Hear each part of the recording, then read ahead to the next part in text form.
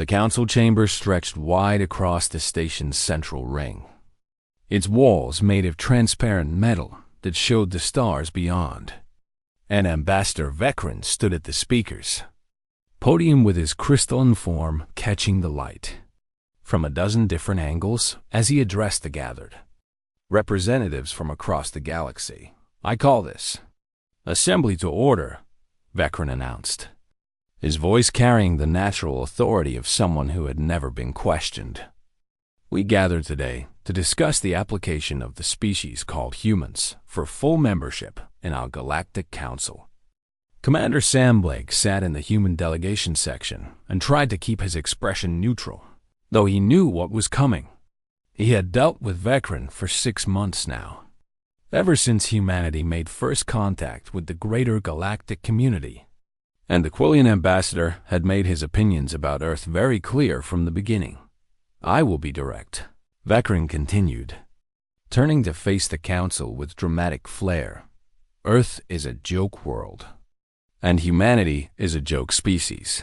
The chamber fell silent, except for a few shocked murmurs from the more diplomatic representatives. But Vecren pressed on without hesitation. "Consider the facts before us," he said, gesturing to the holographic display that materialized above the podium. "Humans have an average lifespan of less than 100 years, barely enough time to gain wisdom. Their world is a death trap of extreme weather, dangerous predators, and toxic biology. They have spent their entire recorded history engaged in constant warfare with their own kind." Dr. Kate Morrison leaned forward in her seat beside Commander Blake and whispered urgently, "We need to respond to this." Blake nodded but held up a hand for patience.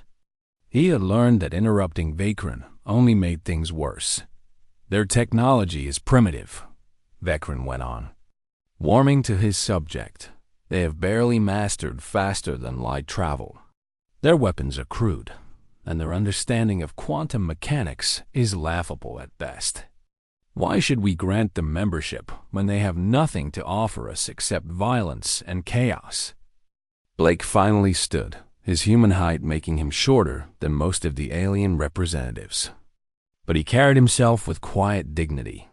"Ambassador Vecren," he said calmly, "humanity acknowledges that we are newcomers to the galactic stage, but we believe our unique perspective and experiences can contribute to a..." "Contribute?" Vecren cut him off with a sound like breaking glass that might have been laughter. "What could you possibly contribute except tales of your world's barbarism?" "No, Commander Blake. Earth should remain under observation status for at least another century, perhaps 2, until your species learns to behave in a civilized manner." Dr. Morrison stood now too, her datapad in hand. "If I may address the council," she said firmly, "I have scientific evidence that demonstrates human adaptability and resilience. Our species has survived ice ages, plague, and natural disasters that would have wiped out most other civilizations. Survival is not the same as civilization," Vecren countered smoothly. "Any animal can survive. That does not make it worthy of sitting among us." The debate continued for another hour, with various council members asking questions and making observations, but it became clear that Vecren had done his work well. Many of the representatives seemed swayed by his arguments, viewing humanity as too violent and unpredictable to be trusted with full membership, while the adults argued about Earth's future. Young Danny Parker was exploring a different part of the station altogether. The 8-year-old had grown bored waiting for his mother to finish her shift in the maintenance department, and he had decided to see what else the massive station had to offer. Danny had always been curious, a trait his mother said would either make him a great scientist or get him into serious trouble someday. And today he wandered further than he usually did, past the residential sections and the food courts, until he found himself in a corridor marked with symbols he couldn't read. The hallway was dimmer than the others, lit by soft blue lights that pulsed gently in the walls, and at the end of it stood a door that seemed to shimmer slightly. As if it wasn't quite solid, Danny knew he probably shouldn't go through it. But his curiosity was stronger than his caution. He pressed his small hand against the door, and it slid open with a soft hiss, revealing a circular chamber beyond. The room was filled with strange equipment and displays.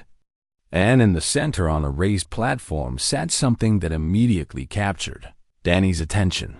A small crystalline object about the size of his fist, glowing with a faint inner light. Signs in multiple languages surrounded the platform, all of them marked with warning symbols. But Danny was 8 years old, and warnings were just suggestions. He climbed up onto the platform and reached out toward the crystal. "Pretty," he whispered to himself the moment his fingers touched the smooth surface. Everything changed.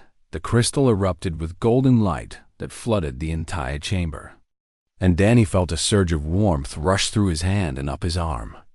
He tried to pull away but couldn't. Frozen in place as the light grew brighter and brighter, suddenly an image appeared in the air above the crystal, a stylized symbol that looked like some kind of fierce animal with stars in its eyes. And as Danny watched in amazement, the same symbol began to form on the back of his hand. Glowing with the same golden light, alarms started blaring throughout the station, loud and urgent, and Danny finally managed to pull his hand back from the crystal. But the symbol remained on his skin, pulsing with energy that he could feel all the way to his bones. The chamber doors burst open, and security officers rushed in, followed by scientists in white coats, all of them staring at Danny and the still glowing crystal with expressions of shock. "How did a child get in here?" one of the scientists demanded. "Never mind that," another said urgently. "Look at his hand. Look at the mark." Back in the council chamber, Commander Blake's communication device suddenly chirped with an emergency alert. He glanced at it and felt his blood run cold when he read the message. "Commander?" Dr. Morrison asked, noticing his expression. "There's been an incident," Blake said quietly, already moving toward the exit. "In the artifact research section?" "What kind of incident?" she pressed, following him. "The kind involving a human child," he replied grimly. Ambassador Vakrin's voice carried across the chamber as they left. "As I was saying, humans are too unpredictable and dangerous to..." His words were cut off as every screen in the council chamber suddenly switched to show the same image. A human boy with a glowing mark on his hand, standing in front of an ancient artifact that was blazing with power for the first time in 3,000 years. The entire council fell silent, staring at the impossible sight. "What?" Vakrin said slowly, his crystalline form flickering with confused colors. "Is that?" No one had an answer, but deep in the station's archives, ancient databases began to wake up, searching through millennia of dormant information for records of a mark that hadn't been seen since the age of the Wardens. And on Danny Parker's hand, the symbol of the honey badger pulsed with light that spoke of secrets long buried and a heritage no one had expected humanity to carry. Commander Blake reached the artifact research section at a full run, with Dr. Morrison right behind him. And when the doors opened, they found themselves facing a scene of controlled chaos. Scientists rushed back and forth with scanning equipment, while security officers formed a protective perimeter around the center of the room, where Danny Parker sat on a medical examination table, looking more confused than frightened. "Danny!" Lisa Grant pushed through the crowd and wrapped her arms around her son, checking him over for injuries. "Are you hurt?" "What happened?" "I'm okay, Mom," Danny said, though his voice was small and uncertain. "I just touched the pretty crystal, and then this showed up." He held up his hand to show the glowing mark that covered the back of it from knuckles to wrist.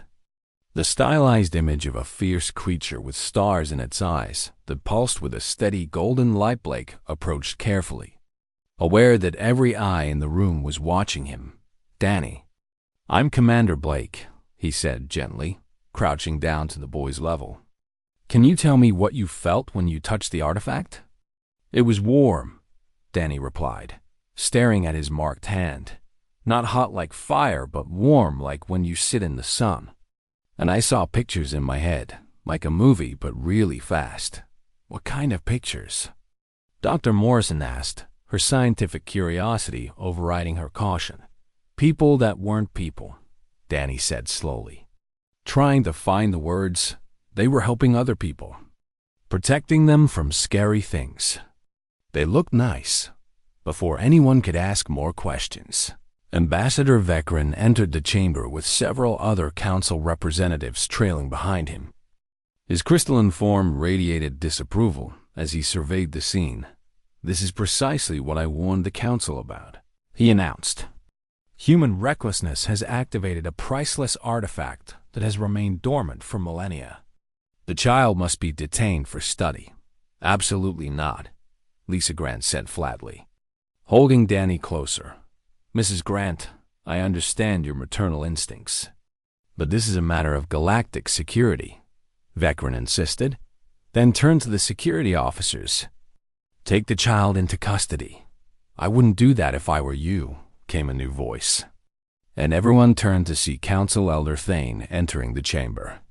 The ancient Saurian moved slowly but with unmistakable authority, his scales catching the light as he approached Danny.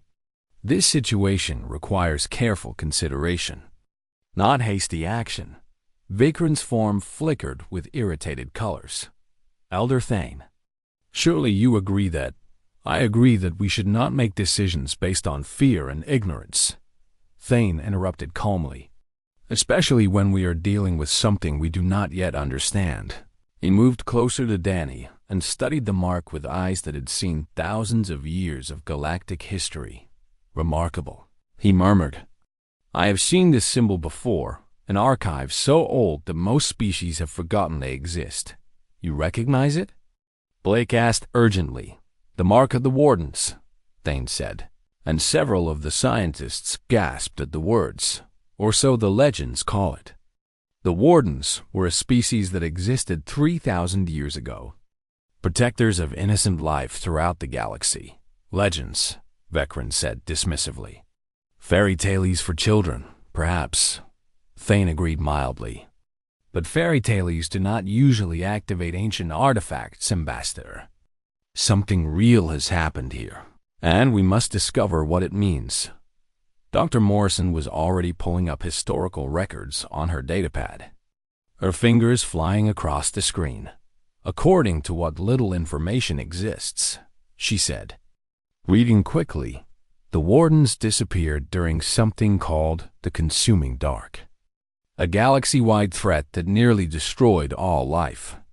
They made a final stand and then vanished, leaving behind only scattered artifacts and installations." "And what does this have to do with humans?" Vekrin demanded. "That," Thane said softly, "is what we must discover over the next several hours." Teams of scientists examined Danny from every angle using equipment that hummed and beeped in alien languages, but none of them could explain the mark or remove it. It seemed to be part of him now, fused somehow with his DNA in ways that defied their understanding. Dr. Morrison worked with the station's historians and dug deeper into Warden records. And what she found made her blood run cold. "Commander, you need to see this." She called Blake over to her workstation. The display showed a star map with Earth's location highlighted in red. "Notice anything unusual?" She asked. Blake studied the map and frowned. "Earth is surrounded by dense nebula fields and asteroid belts." "We always thought that was just bad luck."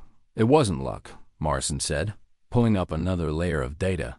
"These fields were deliberately placed. Someone used incredibly advanced technology to hide Earth from the rest of the galaxy." "The Wardens?" Blake breathed. "It's the only explanation that makes sense." Morrison confirmed. "They didn't just leave artifacts scattered around. They hid entire worlds, and Earth was one of them." Before Blake could process this information, shouting erupted from the examination area. Ambassador Vekrin had apparently lost patience and was demanding that Danny be transferred to Quillian custody for proper study.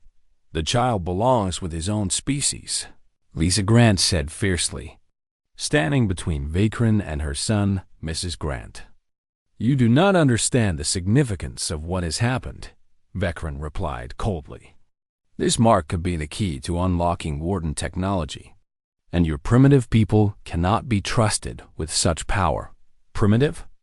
Lieutenant Jig Marshall, the human security officer assigned to the delegation, stepped forward with his hand on his weapon. That's funny, because this primitive woman is willing to fight you to protect her kid. How civilized does that sound? The tension in the room ratcheted up dangerously as Quillian guards moved to flank their ambassador, and human personnel closed ranks around Lisa and Danny. Stop this, Elder Thane commanded, his voice carrying weight despite his age. We will not solve this problem through confrontation, but it was already too late. Vecren gestured sharply, and two of his guards moved toward Danny. Reaching out to grab the boy, the mark on Danny's hand blazed with sudden brilliance. Brighter than the sun, and a sphere of golden energy erupted outward from the boy. It didn't hurt anyone, but it knocked the Quillian guards backward and sent them tumbling across the floor. Everyone froze. Staring at the impossible sight, Danny looked at his hand in wonder and fear. I didn't mean to, he whispered. The artifact in the center of the room began to pulse in rhythm with Danny's mark. And suddenly a voice filled the chamber, not sound exactly, but something that everyone present could understand regardless of their native language. Warning, the voice said. Ancient and patient, the inheritors must not be harmed. Earth is the sanctuary. The children carry the shield. Dr. Morrison's datapad chimed with an alert, and she looked at it with wide eyes. Commander, she said, her voice shaking, I'm detecting energy signatures matching the artifact. They're appearing all over the galaxy, dozens of them, maybe hundreds. What does that mean? Blake asked. It means, Elder Thane said quietly, that when young Danny activated this artifact, he sent a signal to every Warden installation that still exists. And now they are waking up. Ambassador Vecren stared at Danny Parker with an expression that might have been fear or awe or of, what have you done? He whispered. Danny looked up at all the adults surrounding him, confused and frightened, but also somehow certain of one thing. I didn't do anything wrong, he said simply. I just touched something pretty, and it touched me back. News of Danny Parker's mark spread across the galaxy faster than light itself, carried by communication networks that connected thousands of worlds. And the reactions varied wildly depending on who received the information. Some species viewed it with academic curiosity, others with religious awe. But a few saw only opportunity in the dark reaches of space beyond the Council's jurisdiction. Kralax, the warlord, received the transmission and felt something like hunger stir in his massive insectoid frame. The Hive Dominion had spent centuries searching for any trace of Warden technology, and now a single human child had unlocked what entire civilizations could not. Prepared the fleet, Kralax commanded his subordinates, his mandibles clicking together with anticipation. We move on the Council station immediately, Commander. The Council has denied our request to increase security, his second-in-command reported. They say additional warships would cause unnecessary panic. Kralax's compound eyes glittered with cold intelligence. Then they are fools. And we will take what we want while they debate protocol. Back on the Council station, Commander Blake stood in an emergency meeting with the human delegation and tried to maintain his composure despite the chaos surrounding them. We've received intelligence that at least 3 different factions are moving military assets toward our position. Lieutenant Marshall reported grimly. The Hive Dominion, the Vrex Collective, and a group of mercenaries calling themselves the Seekers. All of them want Danny, Lisa Grant said, her voice tight with fear as she held her son close. They want what Danny represents, Dr. Morrison corrected gently. Access to Warden technology, power beyond anything the galaxy has seen in millennia. Ambassador Vecren entered the room uninvited, his crystalline form dim with what might have been shame. I have come to offer an apology, he said stiffly, addressing the humans directly. My words in the council chamber were born of ignorance and prejudice. I spoke without wisdom, and I was wrong. Blake studied the Quillian ambassador carefully. What changed your mind? Research, Vikran admitted. My people have been examining the data about Earth's placement in the galaxy, and Dr. Morrison's conclusions are correct. Your world was deliberately hidden and protected, placed in a location that would shield it from external threats. Why? Lisa asked. Why would anyone do that? Elder Thane shuffled into the room then, moving slowly but with purpose. Because Earth was meant to be a garden, he explained. A place where certain traits could develop naturally without outside interference. The Wardens did not create humans, but they recognized your world as special. Dr. Morrison pulled up new data she had been analyzing. I've been studying Earth's biology, she said excitedly, and I found something incredible. Multiple Earth species carry genetic markers that match Warden DNA sequences, including humans. What does that mean? Blake asked. It means the Wardens did more than hide Earth, Morrison explained. They seeded its biosphere with their own genetic material, subtle enough that it would integrate naturally over millions of years of evolution. Danny had been quiet during most of this, but now he spoke up. The honey badger, he said, looking at the mark on his hand. I saw it in my dreams last night. It was fighting something much bigger, and it wouldn't give up. The honey badger is one of Earth's most fearless creatures, Morrison confirmed. It fights predators many times its size to protect its young, and it never retreats from a threat no matter how impossible the odds. That is the Warden philosophy, Elder Thane said softly. Fierce protection of the innocent, courage in the face of overwhelming force, and the refusal to abandon what matters most. Vekran's form flickered with blue light. I called your species a joke because you fight constantly. Because you survive in conditions that would kill most others. Because you protect your children with ferocity that seems irrational, he said slowly. But perhaps those are exactly the traits the Wardens valued most. An alarm suddenly blared through the station. Harsh and urgent. Multiple ships dropping out of hyperspace, Marshall announced. Checking his tactical display, it's the Hive Dominion, and they're moving into attack formation. Blake's jaw tightened. How long until Earth's fleet arrives? 4 hours at best, Marshall replied. We're on our own until then. 4 hours against the Hive Dominion? Vekran said quietly, Commander, their forces will overwhelm this station in minutes. Then we'll hold for minutes. Blake said flatly, and then we'll hold for minutes more. That's what humans do. Lisa looked at her son, and then at the gathered representatives. You're all arguing about heritage and genetics and ancient aliens, she said, her voice carrying across the room. But I don't care about any of that. I care about my son, and I will not let anyone take him or hurt him or use him as a weapon. Mrs. Grant, Elder Thane said gently. No one here wants to harm Danny. Maybe not you, she replied. But there's a fleet of warships outside that disagrees, as if in response to her words. The station shuddered as the first weapon's fire struck its shields. Danny's mark pulsed brighter, responding to his fear, and suddenly images flooded his mind.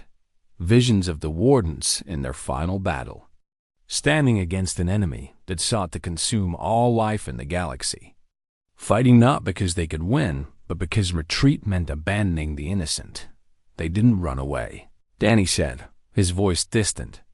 The Wardens could have escaped, but they stayed. They stayed because someone had to. Dr. Morrison knelt beside the boy. Danny, what are you seeing? The end, he whispered, and the beginning. They knew they would die, but they left pieces of themselves behind, hidden in places like Earth, waiting for someone to find them. Another impact rocked the station, and the lights flickered. Kralax is hailing us, Marshall reported. He's demanding we surrender the child. Tell him no, Blake said simply. Commander. We can't hold against their firepower, Vecren protested. We must negotiate. We don't negotiate when it comes to children, Blake replied. That's not how humans work. Lisa Grant stood and faced the council members who had gathered. You called us a joke, she said, her voice steady despite the fear in her eyes. You said we were too violent, too short-lived, too primitive to sit among you. But when danger comes, when someone threatens an innocent child, we don't debate and we don't calculate the odds. She held Danny close. We fight. Because that's what the Wardens understood about Earth. They didn't choose us because we were peaceful or advanced. They chose us because we would never, ever abandon someone who needed protection. The station shook again, harder this time. And alarms wailed as hull breaches were reported on multiple decks. Danny's mark flared, so bright it filled the entire room with golden light. And ancient systems throughout the station began to wake. Defensive weapons that had been dormant for 3,000 years came online. Shields that no one knew existed activated. And somewhere deep in the station's core, a Warden AI stirred to life. Inheritor detected. A calm voice announced over the station's communication system. Defensive protocols engaged. Sanctuary protection active. Kralax's next attack slammed into shields that suddenly burned with the same golden light as Danny's mark. And his weapon's fire splashed harmlessly against them. Impossible. The warlord hissed from his command ship, and on the council station, Danny Parker looked at his hand and felt something ancient and powerful stirring in his blood. A legacy of protectors who had given everything to ensure that innocence would always have defenders. Kralax stared at his tactical displays in disbelief as his most powerful weapons continued to fail against the station's suddenly active shields. And for the first time in his long career as a warlord, he felt something close to doubt. All ships, concentrate fire on Sector 7, he commanded. Overwhelm their defenses through sheer volume. The Hive Dominion fleet obeyed, unleashing a barrage that would have vaporized a lesser station. But the golden shields held firm and even seemed to grow stronger with each impact inside the station. Commander Blake coordinated the evacuation of civilian sections while Lieutenant Marshall organized what defense they could muster. The human security team was small, barely 24 personnel, but they moved with efficiency born of training and desperation. Kralax is launching boarding pods, Marshall reported, tracking the incoming craft on his scanner. He's going to try to take Danny by force. Then we stop him at every corridor, Blake replied grimly. Form up defensive positions at all primary access points. Dr. Morrison was working frantically at her console, trying to understand the systems that had activated. The Warden AI is online, she said, but it's not fully operational. It needs time to bring all defensive systems to full power. How much time? Blake asked. Hours, maybe more, Morrison replied. The station has been dormant for millennia. Even Warden technology needs time to wake up properly. We don't have hours, Lisa Grant said, still holding Danny close. Then we buy time, Blake said simply. The first of Kralax's boarding pods slammed into the station's hull with enough force to shake the entire structure. And insectoid warriors began pouring through the breaches.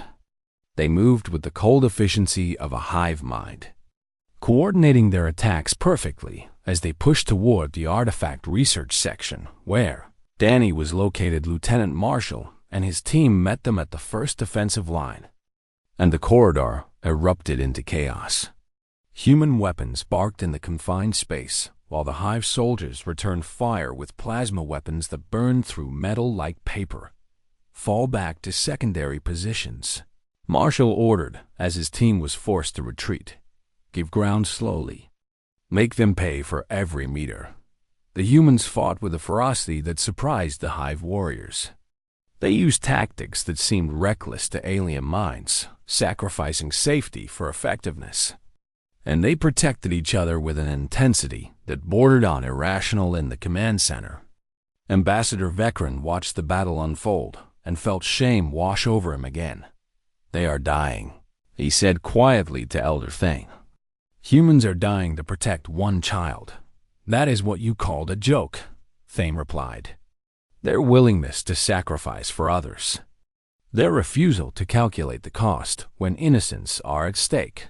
"I was wrong," Vecren said, his crystalline form glowing with blue remorse. "So terribly wrong." Captain Ryan Cross and the human fleet dropped out of hyperspace then, their arrival announced by a burst of tachyon radiation that lit up every scanner in the system. The Earth ships were smaller and less advanced than most galactic vessels, but they moved with aggressive purpose. "This is Captain Cross to Council Station." His voice crackled over the communication channel. "We were here to even the odds." The human fleet hit Kralax's forces like a hammer, their ships darting between the massive hive vessels with reckless speed. They used ramming tactics, close-range weapons fire, and maneuvers that made more cautious species cringe. "They fight like madmen," one of Kralax's subordinates observed. "No," the warlord corrected, his mandibles clicking thoughtfully.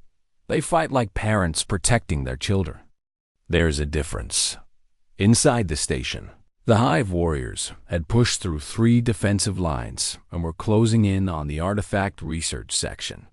Marshall's team was down to half strength and running low on ammunition. Danny's mark pulsed brighter with each explosion, with each cry of pain, and the boy felt something building inside him like pressure before a storm.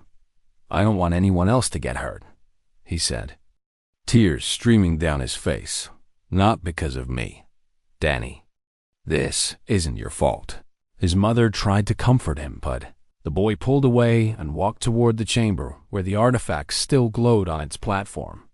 "Danny, don't," Dr. Morrison called out, but Commander Blake held up a hand.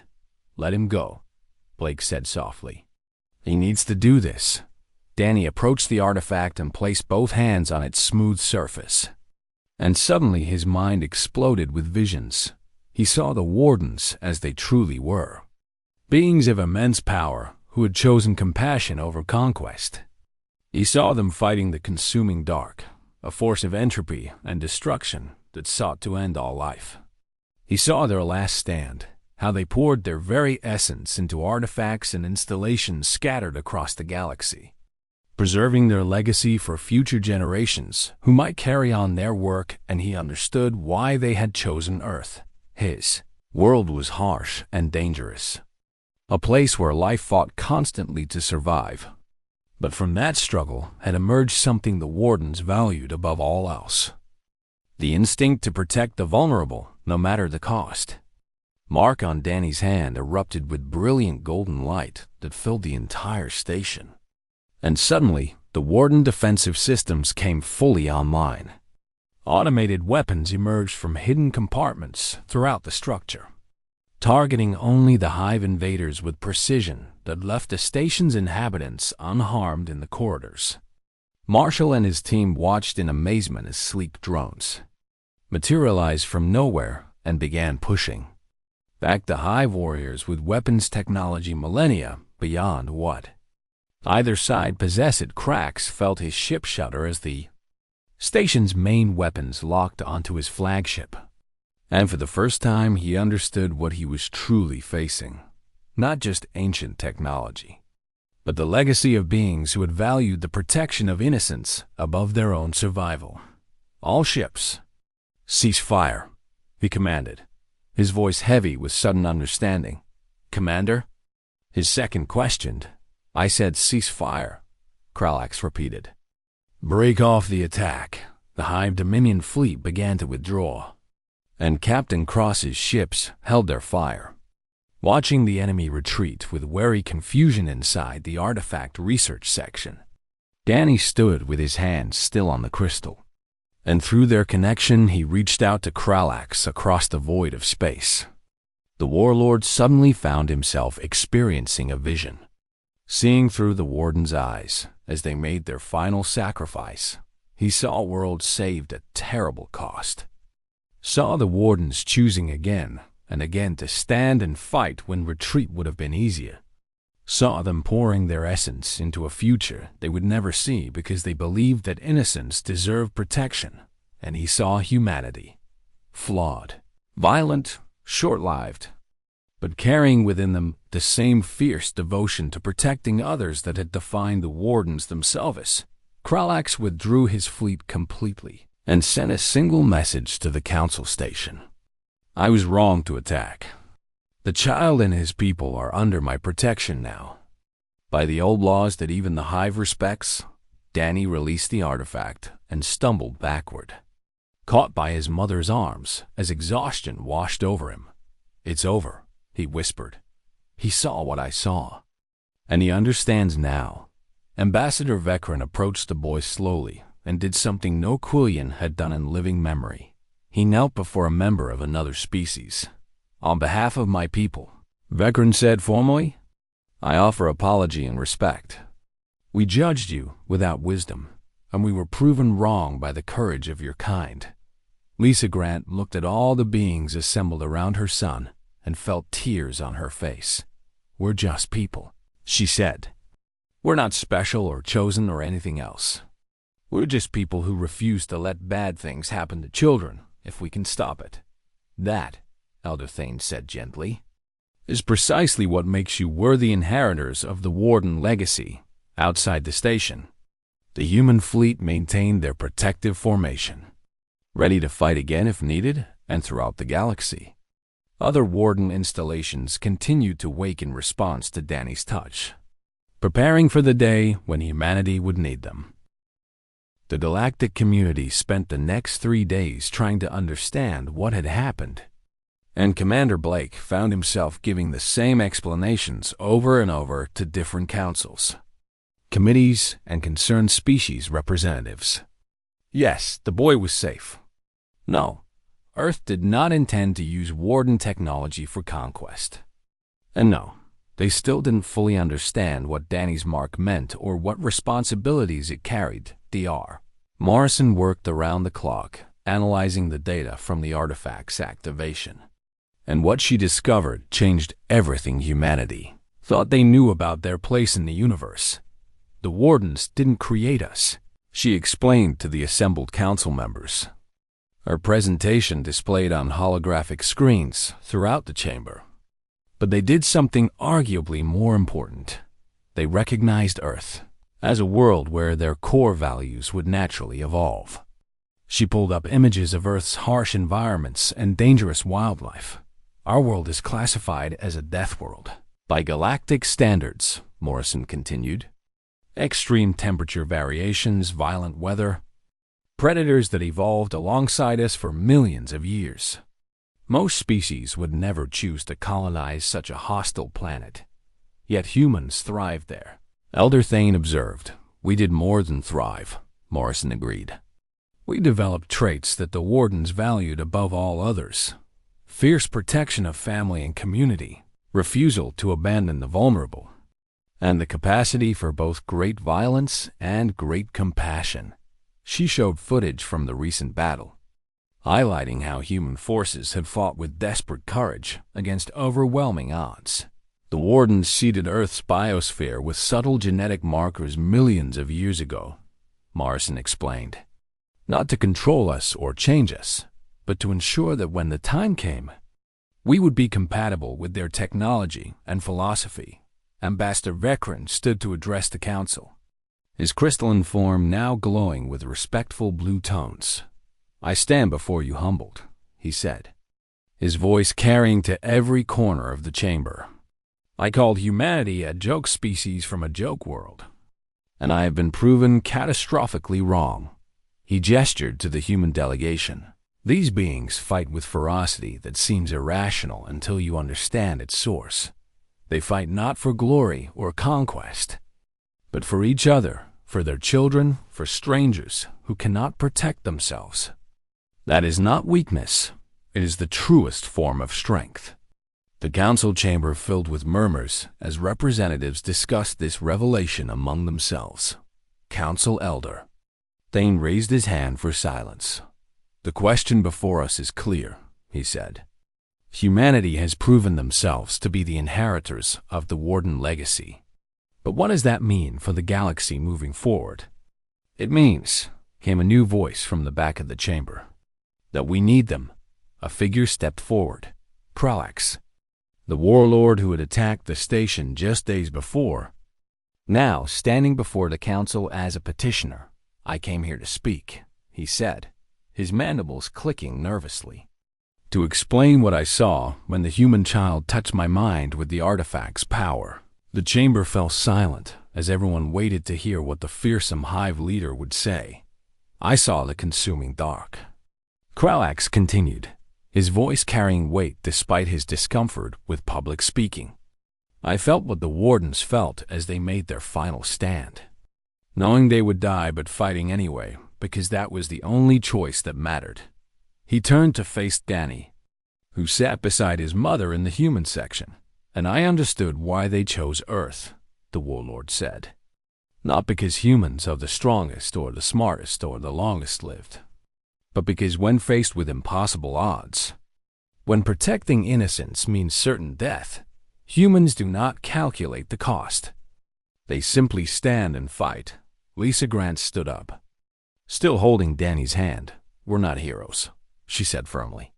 We're parents and soldiers and ordinary people who happen to believe that some things are worth dying for.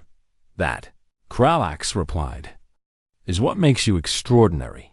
The council voted 3 hours later, and the result was unprecedented. Earth would receive not just full membership, but a seat among the council's 7 guardian species. Those charged with protecting innocent life throughout the galaxy. Commander Blake accepted the honor with quiet dignity. Though he made one thing clear, we don't want this responsibility because of some ancient legacy, he said. We accept it because it's the right thing to do, and because the wardens understood something fundamental about humanity. We cannot stand by and watch innocents suffer if there's anything we can do to help. In the weeks that followed, warden installations across the galaxy continued to activate in response to Danny's mark. Hidden caches of technology opened, defensive stations came online, and knowledge vaults that had been sealed for millennia made their contents available to humanity. But the most important discovery came from Dr. Morrison's continued research into the Warden archives. They left us a message, she told Danny one afternoon as they sat in the observation deck, watching stars drift past the station's windows. Not just information about their technology or their history, but something more personal. She showed him a holographic projection that appeared when his marked hand activated a specific data crystal. The image showed a being that might have been the last of the wardens, tall and graceful, with eyes that held both sorrow and hope. To those who find this message, the warden's voice said in a language that the artifact translated for them, know that you are not chosen because you are perfect, but because you carry within you the capacity for both great darkness and great light. And you have chosen the light. The warden's image seemed to look directly at Danny. The mark you bear is not a weapon or a tool. It continued. It is a reminder that true strength comes not from power over others, but from the courage to stand for those who cannot stand for themselves. Danny touched the mark on his hand and felt its warmth. We fought the consuming dark, not because we believed we could win, the warden said, but because retreat meant abandoning trillions of innocent lives. And that was unacceptable to us. The hologram flickered. We poured our essence into installations across the galaxy. And we hid worlds like Earth, where beings might evolve who understood what we valued most: compassion backed by courage, mercy tempered with strength, and the absolute refusal to let evil triumph through our inaction. The warden's form began to fade. You are not us, and you should never try to be, it said. You are yourselves, beautifully flawed and wonderfully fierce. Carry forward the belief that innocence deserves protection, and you will honor our memory better than any monument ever could. The message ended, and Danny sat in silence for a long moment, Dr. Morrison. He finally said, "What happened to them?" "The wardens, where did they really go?" "They gave everything they had to stop the consuming dark," Morrison replied gently. "They sacrificed themselves completely, poured every bit of their essence into the installations and artifacts they left behind. So they died to protect people they would never meet," Danny said quietly. "Yes," Morrison confirmed. "That's what my mom did," the boy said, looking at her across the deck where she was talking with Commander Blake. "When the Hive soldiers were coming, she stood in front of me even though she didn't have any weapons or armor. She was ready to die to keep me safe. That's what humans do," Morrison said with a sad smile. "When it really matters, we stand and fight for each other." 6 months later, Danny Parker returned to Earth for the first time since his mark had appeared, and he found his homeworld changed in subtle ways. Defensive stations built with Warden technology orbited the planet, crewed by humans who understood their responsibility as guardians rather than conquerors. He attended school like any other child his age, though his classmates were fascinated by the glowing mark that had become a symbol of humanity's new role in the galaxy. And on the day of his 9th birthday, Ambassador Vakrin visited Earth personally to deliver a gift from the Council, a small monument placed in the park near Danny's home. The monument showed a honey badger standing protectively over smaller creatures, its eyes filled with stars, and beneath it was inscribed a simple message in every language of the Council. Here began the Age of Inheritors. When a child touched the mark and reminded the galaxy that true strength lies not in domination, but in the courage to protect those who cannot protect themselves. Danny stood with his mother and looked at the monument, feeling the warmth of his mark pulse gently against his skin. "Do you think we can really live up to what the Wardens were?" he asked. Lisa knelt beside her son and put her arm around him. "We don't have to be what the Wardens were," she said. "We just have to be what humans are, flawed and stubborn and willing to fight for what's right, even when the odds are impossible." She smiled at him. "I think that's enough." Above them, Earth's sun shone warm and bright, and in the vastness of space, ancient Warden installations continued their patient watch, waiting for the day when humanity might need them, confident that the inheritors would stand firm when darkness threatened the light.